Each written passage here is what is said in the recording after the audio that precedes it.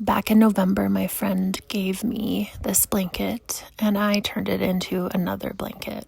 First, I unraveled all of this merino wool roving and it became this big ball, which I spun into yarn. And I ran out partway through, so needed to spin some more. But eventually I had enough to weave this blanket on my floor loom, and then I hemmed it by hand.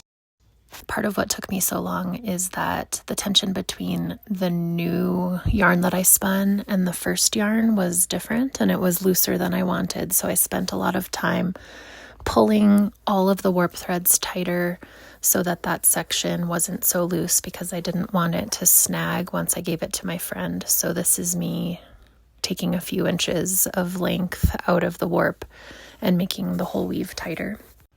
I'm trying hard to be less of a perfectionist, but you can see the weave up top is tighter than the weave at the bottom, so that's where I was taking out the slack. I didn't want it to be too loose for my friend.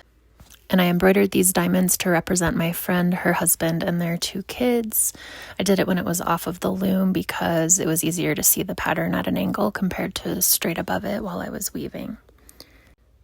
I usually machine hem my handwoven pieces just for speed, but this is so thick it wouldn't fit under my machine well, so I did a blanket stitch to hem, and that took me a little bit of time as well because I just have to have variety in all of my projects.